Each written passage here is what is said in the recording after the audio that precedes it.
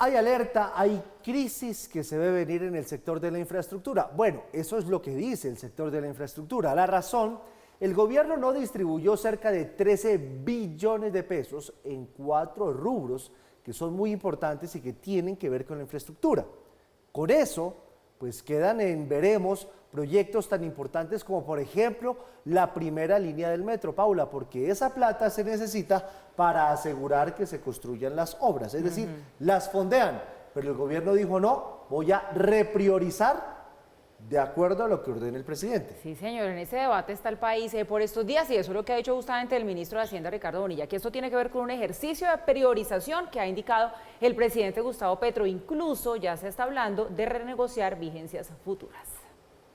El presidente de la Cámara Colombiana de Infraestructura, Juan Martín Caicedo, manifestó su preocupación por el decreto de liquidación de presupuesto para 2024, donde se omite la manera como se harán las inversiones en infraestructura. 13.6 billones fueron asignados a inversión en proyectos concesionados y de obra pública.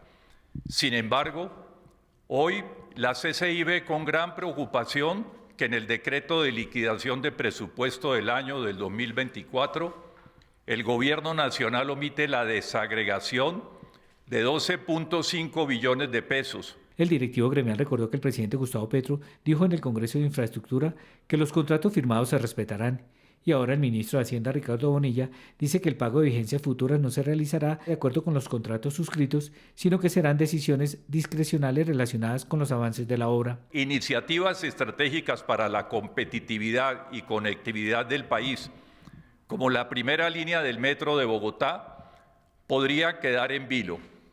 Hay que precisar que las vigencias futuras cumplen un propósito de financiación para garantizar los recursos que suministra el capital privado. De hecho, uno de los problemas que denuncia la Cámara de la Infraestructura es que ya varios proyectos se han frenado y miles de personas se han quedado sin trabajo. Ha llevado a que la parálisis ya se sienta en varios programas del Instituto Nacional de Vías, como el mantenimiento rutinario de todas las vías nacionales no concesionadas, lo cual ha dejado sin trabajo a 2.600 microempresarios. Esta decisión también afecta al Invías, lo que podría suspender el tránsito en varios corredores viales.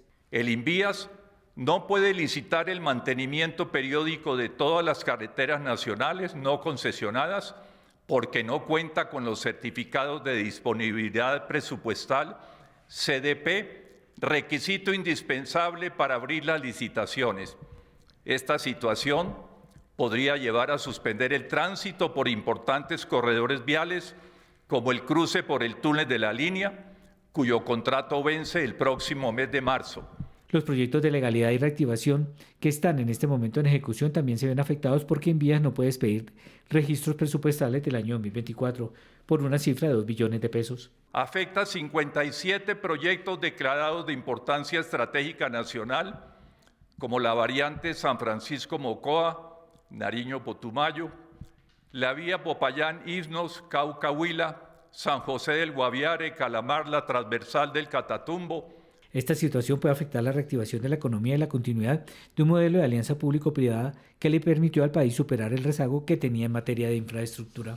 Queda en grave evidencia el hecho de que la confianza inversionista y la seguridad jurídica se verían seriamente lesionadas.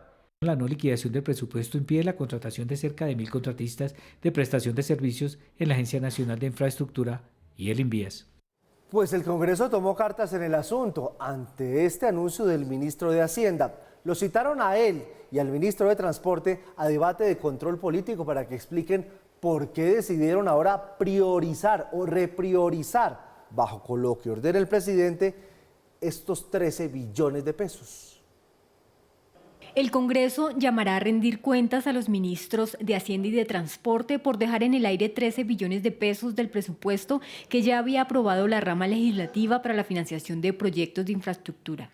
Es una prueba más de la ineptitud y arbitrariedad de Gustavo Petro, que pretendiendo extralimitarse en funciones, pretende desconocer el presupuesto aprobado por el Congreso y utilizar los recursos a su discreción, sin ningún tipo de control. La liquidación del presupuesto no se puede hacer libremente, no es potestativo, no se deja al criterio de la autoridad o persona que pueda regularlo. Tiene reglas nítidas, precisas y claras. Muy triste que tengamos que ir alistando el bolsillo para pagar de nuestros impuestos las demandas que se vienen al Estado por cuenta de la mala administración de los recursos.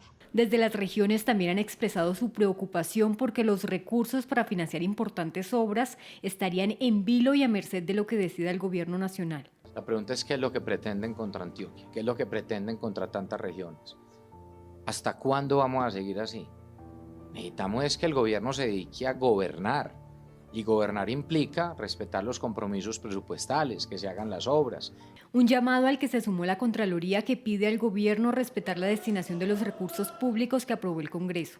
Ese cambio de lógica de incorporar el detalle desagregado de los recursos en la liquidación del presupuesto ha prendido unas alarmas de procedimiento que pudieran más adelante ocasionar una invalidación del mismo. El pasado 9 de febrero, el ministro de Hacienda había negado que se esté desconociendo el presupuesto aprobado por el Legislativo. No hay ninguna opacidad en el presupuesto. La liquidación del presupuesto está incluyendo todo lo que aprobó el Congreso, que el Congreso aprueba unas partidas globales. Y en medio de esas partidas globales, pues hay una discusión sobre cuáles son las prioridades, examinando qué tanto realmente se están ejecutando los proyectos. No obstante, las alarmas volvieron a encenderse cuando se vio a los ministros de Hacienda y de Transporte supervisando el avance de las obras del Metro de Bogotá, un proyecto cuya financiación estaría por ahora en el aire. No, pues si usted y yo, Paula, nos montamos en un helicóptero y vamos a ver cómo va el Metro de Bogotá, pues, ¿qué quiere que digamos, no? Imagínese, pues que, uno ahí cómo puede establecer el avance de la obra, ¿no? Con una vista aérea, sí. difícilmente. Difícilmente. Pero lo que me preocupa es qué va a pasar con la... Si uno dice, por ejemplo, el presupuesto del noticiero, entonces usted dice el presupuesto del noticiero ya no se va a invertir en deportes, en cámaras, en arreglos, sino en lo que decida Giovanni, imagínese. Sí. Sí. Imagínense, es más o menos lo que está pasando aquí con el presupuesto nacional. La pregunta es qué va a pasar con las regiones donde no le fue bien al gobierno. No, y la pregunta es hasta dónde puede seguir el gobierno como con este argumento, ¿no? Porque lo que uno entiende es que esto estaría entonces transgrediendo la norma, lo que dice la ley. Por ejemplo, el propio alcalde Galán dice, no, es que en el convenio de cofinanciación no quedó establecido que es que me giraban si la obra estaba atrasada o estaba al día o que si no, entonces por ahí no era la cosa. ¿Hasta dónde realmente se puede llegar o nos vamos a llenar de demandas? O sea, lo que usted dice es que es ilegal. Parecería. Pues sí, porque eso nos vamos a llenar de demandas y además las vamos a perder. Dice el ministro de Hacienda que no hay ninguna opacidad en el presupuesto, pero creo yo que sí hay opacidad y creo que detrás de esa opacidad hay la posibilidad de estar violando no solamente contratos, lo cual nos traería demandas contra el Estado colombiano, sino también la división de poderes. ¿Por qué me voy a algo tan grandote? Porque en Colombia quien decide cuánto gasta el gobierno y en qué lo gasta es el Congreso de la República, rama legislativa, una de las ramas del poder público. Acuérdense, hay 3 ramas del poder público y el Congreso es el que decide en qué se gasta y cuánto se gasta. Por eso el Congreso saca y aprueba una ley de presupuesto que se discute, se va, se llevan, se oyen las propuestas de los unos, de los otros y sale esa ley de presupuesto. Esa ley de presupuesto debe plasmarse después en un decreto de ejecución de presupuesto y plasmar la ley en el decreto consiste en tener una serie de pautas de cómo se va a ejecutar el presupuesto donde hay anexos que reproducen lo que aprobó el Congreso, porque le corresponde al Congreso aprobar eso, no al gobierno. ¿Dónde está el problema? Que al pasar de la ley al decreto, una serie de partidas de ejecución presupuestal que estaban desagregadas, que estaban itemizadas, llamémoslo así, me perdonan la expresión, pero para entendernos, se agregaron, se metieron en una partida global. Eso abarca más o menos 13 billones de pesos y eso significó agregar y por lo tanto desaparecer de la vista de lo que significa ese decreto más de 100 proyectos. De esos 100 proyectos la gran mayoría, y les voy a dar el dato, 65 corresponden al INVIAS, por eso hablamos tanto de infraestructura, 24 corresponden a la ANI, por eso hablamos tanto de infraestructura. Es decir, La plata que estaba aprobada por el Congreso para ejecutar en esos proyectos de infraestructura, de repente se mete en una sola bolsa y el gobierno incurre en dos problemas. El primero de ellos, se mete en el rancho del Congreso, porque dice, yo voy a decidir cómo se asigna esta plata. Por eso no es raro que el Congreso esté llamando a debate a los ministros de Transporte y al ministro de Hacienda. Pero segundo, termina teniendo una bolsa para asignar discrecionalmente. Y ustedes dirán, pero discrecionalmente, ¿a favor de quién o en contra de quién? Ahí vienen las quejas de las ciudades, ahí vienen las quejas de Medellín y Bogotá principalmente, que son las dos ciudades que se verían perjudicadas en caso de que esos 108 proyectos se barajaran y se repartieran de otra manera con criterio político. Falta número uno, meterse en el rancho del Congreso y terminar decidiendo en qué se gasta, que eso no le corresponde decidirlo al gobierno. Problema número dos, parece que se está haciendo con criterio político. Problema número tres, el que decía Paula, aquí hay contratos con concesionarios, aquí hay contratos del Estado con unas firmas nacionales e internacionales que dicen, aquí hay una serie de vigencias para este año, para el entrante, para el siguiente, que van a apoyar esos proyectos. Y de repente un año alguien dice, no, ya no, ¿sabes qué? Voy a reasignar porque es que esto va muy atrasado, el otro no me gustó, etcétera, etcétera. Demandas contra el Estado colombiano, es la semilla que estamos sembrando en este momento. Vamos a ver en qué termina todo esto, porque hay un camino relativamente simple para corregir esto, y es sacar un nuevo decreto de hierros, se llama así en la jerga técnica, y es un decreto que reconozca los errores, los subsane y saque exactamente lo que aprobó el Congreso, nada distinto. Si no se saca el decreto de hierros, que ustedes verán que el gobierno parece no estar dispuesto a hacerlo por el momento, entraríamos en todos esos problemas. Y a ver también si el debate en el Congreso termina apretando un poquito las tuercas, en este caso, para que el gobierno haga lo que debe hacer. Y sigue el debate en el país sobre lo ocurrido el pasado jueves en el Palacio de Justicia. De acuerdo con el presidente, los magistrados se quedaron en el Palacio porque querían trabajar más y no porque los manifestantes no los dejaran salir. Por su parte, el recién nombrado presidente de la Corte Constitucional, José Fernando Reyes, dice que lo sucedido fue muy grave y que sí hubo asedio a los magistrados. El presidente Petro revivió la polémica sobre los hechos ocurridos el pasado 8 de febrero en el Palacio de Justicia, donde varios manifestantes les hicieron pasar momentos angustiosos a magistrados de la Corte Suprema con protestas que se tornaron violentas a las afueras del palacio, lo que hizo que los togados tuvieran que permanecer dentro de las instalaciones varias horas. Petro desmintió que haya habido un secuestro y aseguró que los magistrados le indicaron a la policía que se quedaban porque querían seguir trabajando.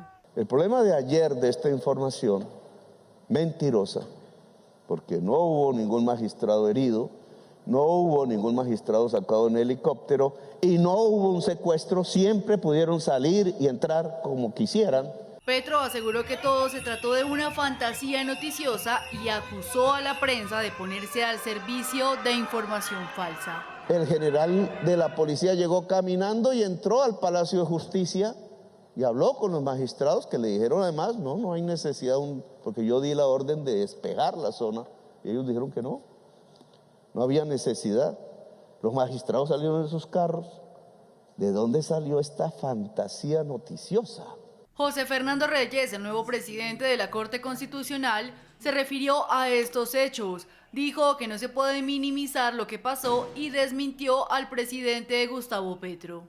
El presidente dijo que nunca los magistrados pudieron estar imposibilitados de movilizarse, es decir, de entrar y salir, que podían hacerlo a placer, entrar y salir. Eso no es cierto, por las imágenes que vimos. Hubo desmanes, hubo abusos, hubo extralimitaciones, hubo manifestaciones violentas. Y creo que ni el presidente las auspicia, ni nadie que sea sensato las auspicia. Pero en cualquier caso lo importante es reconocer que eso pasó, que eso sucedió. Reyes también expresó que no se debe defender ninguna expresión de reclamo violenta y ratificó que los magistrados sí se vieron impedidos de salir y que incluso no pudieron recibir algunos domicilios de alimentos. Y también hubo algunos que uno que resultó golpeado con una de las asistentes que le dijeron de todo, que le trataron de dar puntapiés, porque así lo han manifestado en distintos medios. Pero más allá del incidente, sigue la división y sigue alejándose el gobierno de la rama de la justicia. estas peleas no son buenas. Es un choque de trenes de marca mayor, que lo que va a hacer, y lo habían dicho también la Corte Constitucional, va a retrasar la decisión que se tome sobre la Fiscalía. Sí, llama mucho la atención ver al presidente como tan, pues sí, parado en la línea de sus argumentos cuando los protagonistas de la situación pues están entregando sus testimonios de lo que vivieron, ¿no? Y la frase, Paula, es fantasía noticiosa. ¿Será lo que usted y yo vimos es una fantasía noticiosa? Yo el país entero, ¿no? El país entero lo vio. Entonces, sí, no entiende uno por qué el presidente insiste en tal argumento que no le hace bien al país y a la elección de fiscal y a muchas cosas más, a la relación de las instituciones y demás. Tiene razón el presidente en que no hubo evacuación en helicópteros ni nada, como lo dijo un periodista absolutamente irrelevante por aquí, creo que ni siquiera es colombiano, que salió con una sarta de fantasías, en eso tiene razón el presidente. Pero que estuvieron bloqueados. Nosotros los vimos salir con los escoltas y con gente del ESMAD, por algo será, ¿no? Afortunadamente existe la evidencia de los teléfonos celulares, de las cámaras, de los videos, porque eso lo releva a uno de tener que argumentar, no, es que dijeron, no dijeron, etcétera, etcétera. Bloqueo de las entradas y salidas de la Corte Suprema de Justicia, del Palacio de Justicia, hubo, y lo hubo tanto así que incluso mandaron el ESMAD. Si fuera cierto que no hubo bloqueo, ¿para qué mandaron el ESMAD? Con autorización del presidente de la República, que autoriza que vaya al ESMAD primero y después dice no, si no era necesario. Eso sí sería una contradicción bastante prominente. Pero no solamente eso, los protagonistas, los que estaban adentro del Palacio de Justicia, también dicen estuvo bloqueada la puerta. Entonces, digamos que la fantasía noticiosa es una figura que se cae por sí sola porque lo que hay de por medio son testimonios de los involucrados y evidencia que ustedes ven, han visto en este noticiero, han visto en términos generales en los distintos medios. Hay una cosa que sí es cierta y es que en medio de esta polarización que existe hay el lugar a las narrativas. Entonces el que impone su narrativa termina mediante redes sociales y convocando redes sociales convenciendo a una porción de la población de que la verdad no es como es, sino que es distinta. Y es en esa guerra de narrativas, en esa pelea y permanente batalla de narrativas donde cabe el que el presidente esté diciendo algo que es contraevidente, y es que no hubo bloqueos y que todo estuvo bien y que no había necesidad de hacer absolutamente nada. Un dato adicional, bueno, la guerra de narrativas es un desastre. Aquí tratamos, y gracias a que ustedes nos creen, de ser nosotros lo más transparentes, lo más neutrales, lo más objetivos, porque en guerra de narrativas no queremos entrar. Pero hay un detalle que es muy importante, y es que el gobierno trató de deslindarse de estas manifestaciones, no de la Fiscalía, pero sí de esta que terminó en este bloqueo de las entradas del Palacio de Justicia. Hay una nota muy interesante, una investigación muy interesante de La Silla Vacía, que muestra que un movimiento de redes sociales, un movimiento de activistas de redes sociales que se llama Activistas del Cambio, que es dirigido por Xavier Vendrell, uno de estos españoles que participó de asesor en la campaña presidencial de Gustavo Petro y que ahora es contratista del gobierno. Estos activistas del cambio estaban presentes en la tarima que se armó al lado de esa entrada que ustedes están viendo allí, con camisetas en medio de esa discusión, y aparte de eso en Twitter sacaron un tuit que decía no salen los magistrados hasta que la Corte Suprema de Justicia elija nuevo fiscal, nadie me sale. Después lo borraron y después pidieron disculpas diciendo eso no refleja lo que nosotros estamos pensando. Pues bien, estos activistas de cambio no solamente están dirigidos por Xavier Vendrell, que fue asesor de la campaña de Gustavo Petro y hoy contratista del Estado, sino que es un movimiento de redes sociales que tiene el respaldo del presidente Petro. Hay un mensaje de septiembre del 2022 en el cual el presidente Petro dice bienvenidos y los apoyamos y ustedes son parte de este cambio, tienen que movilizar a la población. Por lo tanto, que el gobierno a estas alturas diga no hubo nada, pero fuera de eso, de lo que hubo, el gobierno no tiene nada que ver. Cuando los activistas estuvieron ahí metidos, me parece que es otro argumento relativamente o totalmente endeble. Grave denuncia hace la superintendente de Industria y Comercio, Silo Rusín, que dice que desde hace 60 días puso en conocimiento de la Fiscalía dos hechos bastante preocupantes. Uno, de unos hombres, al parecer del CTI, que llegaron a su casa haciendo preguntas extrañas. Y otro, de un dron que estuvo sobrevolando su apartamento, incluso frente a su pequeño hijo, que fue el que se dio cuenta. La Fiscalía debe dar respuesta a estas graves denuncias que está haciendo la superintendente. El pasado 21 de noviembre, 3 hombres llegaron hasta la casa de la superintendente de Industria y Comercio, Cielo Rusinque, y preguntaron por el sistema de seguridad del edificio. Los sospechosos se presentaron como supuestos agentes del CTI de la Fiscalía. Y lo que aparece más sospechoso es que distraen al celador y ellos después se percatan en videos que ahí tienen a disposición de cómo mientras lo distraen hacen o video, fotografías y registran tanto la portería de mi lugar de residencia como el sector donde se encuentra ubicado mi apartamento. El fiscal Francisco Barbosa aclaró la presencia de los agentes del CTI en el edificio de Rusinque.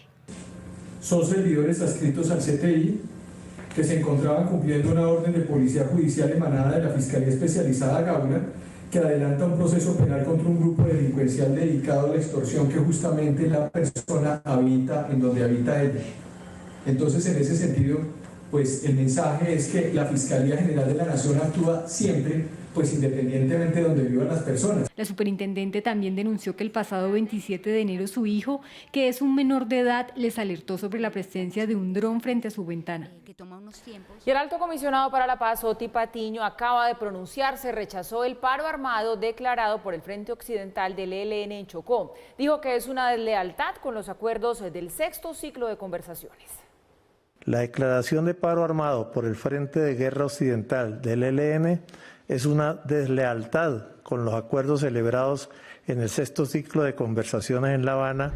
Igualmente, el Estado Mayor Central ha venido realizando acciones como la sucedida el día de hoy en el municipio de Piamonte, donde una estructura del MC realizó un ataque armado a un vehículo de transporte escolar, causando heridas a 2 personas, entre ellas una menor de edad, acto que constituye un hecho claramente repudiable que viola los más elementales principios que rigen el derecho internacional humanitario.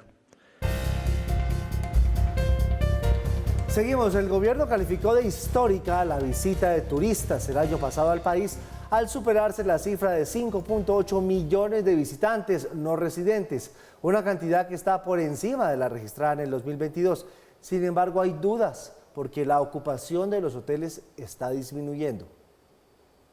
Un reporte del Ministerio de Comercio, Industria y Turismo dice que el turismo se está consolidando como uno de los sectores que mayor impulso le dan a la economía. Esa afirmación se soporta en la visita de 5.869.000 visitantes no residentes durante el año anterior, de acuerdo con los datos de Migración Colombia y las sociedades portuarias de Santa Marta y Cartagena.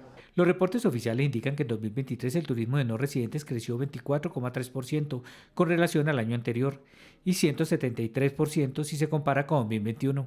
También crece con relación al 2019 en 29,6%. Sin sumar a los visitantes extranjeros venezolanos, las cifras de la Oficina de Estudios Económicos del Ministerio indican que superan los 3.841.000. Además, vinieron a Colombia más de 1.449.000 colombianos que son residentes en el exterior, 233.650 venezolanos por motivo de descanso y esparcimiento y otros 345.000 pasajeros provenientes de cruceros internacionales. El ministro Germán Umaña dijo que este resultado reafirma una vez más que somos uno de los destinos de América Latina preferidos por el turismo, donde no solo se ha logrado posicionar la oferta de turismo marino costero y de naturaleza, sino de experiencias gastronómicas, culturales y comunitarias. Sin embargo, a la par que el gobierno destaca este comportamiento, la Asociación Hotelera y Turística de Colombia, Cotelco, da a conocer un informe en el cual señala que en 2023 los hoteles del país vieron reducir en promedio 2,6 habitaciones por día. Los datos de los hoteleros indican que en promedio la ocupación fue de 58,9%, lo que significa una caída de 2,48 frente a 2022, cuando se registró 61,38%. De las 19 regiones que se analizan, 13 reportaron caídas en la ocupación hotelera, y las más afectadas fueron San Andrés y Providencia, el Cesar, Los Santanderes, Huila y Meta. Según el tamaño de los establecimientos, los más afectados fueron los hoteles que tienen una disponibilidad de hasta 50 habitaciones, con una reducción de 3,13 puntos. Los establecimientos entre 101 y 150 habitaciones reportaron disminuciones de 2,58 puntos. Aunque la visita de extranjeros fue importante, según Cotelco, la caída en el consumo de los colombianos está golpeando a los viajeros nacionales. Venga, Paula, usted siempre me aterriza. ¿Sacamos el carro de bomberos o no? Porque es que yo tengo una duda, Mauricio. Si están llegando 5 millones de turistas, una cosa es turista y otra cosa el visitante extranjero, porque toda la cantidad de aviones que está llegando desde Turquía con africanos que no vienen a hacer turismo, sino que van a pasar... Sí, vienen de paso. Exactamente, sí. que al tapón del Darién para entrar a Estados Unidos, esos no son turistas. Esos no los puedes contar como turistas. Y creo yo que contar al colombiano que vive en el exterior y que viene a visitar al papá o a la mamá, esos tampoco son turistas. No, claro, esos, no. Entonces, ¿cuáles son los turistas de verdad? Esa es la cifra real. O sea, estos 5.8 millones entonces no serían porque tantos. Es que estoy tratando de atar cabos para entender por qué hay una cifra histórica, pero los hoteleros dicen dos habitaciones diarias menos. Eso es mucho por un hotelero. 2 habitaciones diarias están desocupadas diarias. Entonces, algo está pasando con esa cifra histórica y con los que realmente son turistas, ¿o no? Sí, algo entonces de la cifra no cuadra, ¿tiene sentido? Una caída de 2,5 puntos porcentuales en la ocupación hotelera promedio es lo que nos registra Ismael en la nota. Y evidentemente pues hay una incongruencia entre el aumento de las cifras de visitantes no residentes a Colombia y la caída de la ocupación hotelera. No sabemos exactamente dónde radique el problema, no quiere decir con eso que hay que desvirtuar las cifras del gobierno, pero sí es evidente que el otro gran sensor de lo que está sucediendo en el sector pues no está teniendo la misma información. Primera hipótesis que dice mucha gente es que ahora el gobierno está inflando las cifras de los visitantes no residentes porque le está metiendo de todo. Pues no, las cifras son siempre las mismas, es decir, las cifras siempre se refieren a visitantes no residentes. No es que ahora le hayan metido ese nombre y antes fuera un nombre distinto. Y eso quiere decir que incluye a los colombianos que no son residentes en Colombia y que vienen de visita, incluye a los que vienen directamente y entran diciendo que van a hacer turismo, incluye a los que vienen en cruceros, ustedes están viendo ahí la imagen de un lindo crucero, e incluye a venezolanos, pero no a los migrantes con vocación de permanencia, sino a los que vienen de vacaciones. Eso fue el año pasado, eso lo incluyó el año antepasado, el anterior, es decir, allí no hay una manipulación estadística a la que uno se pueda referir. Sí puede ser que dentro de ese rubro de extranjeros estén aquellos que entran al país con ánimo de seguir para otros destinos. Acuérdense ustedes que hemos registrado en este noticiero que no solamente los del Darién, sino los que se estaban quedando en los aeropuertos internacionales del país 3 días o qué sé yo, esperando para poder viajar a Centroamérica, pues entraron diciendo que venían de turismo al país y de aquí salieron diciendo que iban de turismo a Centroamérica.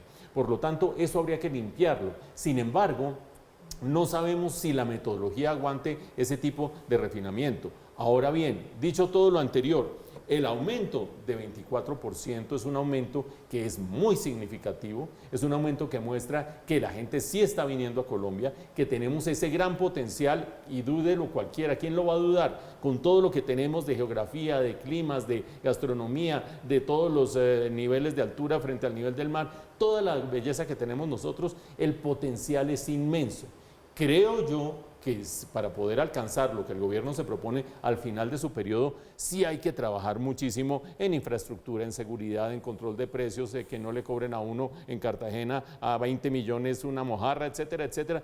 Todo eso hace parte de una política a la que el gobierno le tiene que poner pilas. Por ahora, el logro es importante, queda la duda de los hoteleros y queda la necesidad de depurar un poco esa metodología para saber si los que entran hoy y salen mañana para otro destino y cogen a Colombia solo de paso, los estamos registrando como turistas que vienen al país.